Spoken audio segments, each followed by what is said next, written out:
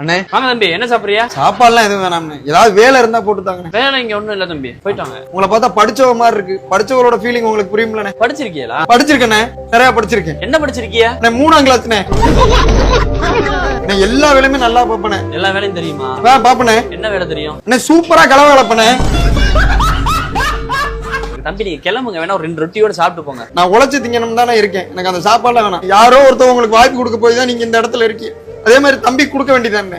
எல்லாரும் பிறக்கும் போதே எல்லா வேலையும் கத்துக்கிட்டு வர்றாங்க, கண்டிப்பா சொல்லி கொடுத்தா கத்துக்கிறவனே தம்பி. என்ன தம்பி இப்படி பேசிவிட்ட? அதானே உண்மை. ரைஸும் பரோட்டாவும் கலந்து போடணும். கண்டிப்பாண்ணே, விசுவாசமா இருப்பேன் உங்களுக்கு. இப்போ நம்ம ஃப்ரைட் ரைஸுக்கு சிக்கன் போடுவோம்ல, ஆமாண்ணே. அந்த சிக்கன் எப்படி வெட்டுறதுன்னு பார்ப்போம். சரிண்ணே. நீங்க இப்ப ரைஸ் போடுங்க, போங்க. இப்படி இப்படி கட் பண்ணிக்கோங்க. ஓகே, இந்த சின்ன சின்ன சைஸா கட் பண்ணுங்க. சரி சரியா? ஓகேண்ணே. கட் பண்ணிட்டு கூப்பிடுங்க. முடிச்சிட்டேன் முதலாளி. அதுக்குள்ள முடிச்சிட்டா தம்பி? முடிச்சிட்டேன், எல்லாத்தையுமே முடிச்சிட்டேன் முதலாளி. பரவாயில்லடா, நல்லா வெட்டியிருக்கேடா. இப்படிதான் இருக்கணும் பீஸ். ரைஸ் போட சொல்லி தரேன். சரி. லெஃப்ட் கையில இதை பிடிக்கணும், ரைட் கையில கரண்டி எடுத்துக்கணும். 5 மடம் தேடாம். பரவாயில்ல தம்பி, முத நாளே இப்படி போட்டியல ஈஸியா இருக்கு முதலாளி. அவ்வளவுதான் தம்பி. இப்படியாவது எல்லா வேலையும் கத்துக்கிட்டு முதலாளியை இம்ப்ரெஸ் பண்ணிடணும். The next day. சிக்கன் ரைஸா ஒண்ணா போடுறோம் முதலாளி.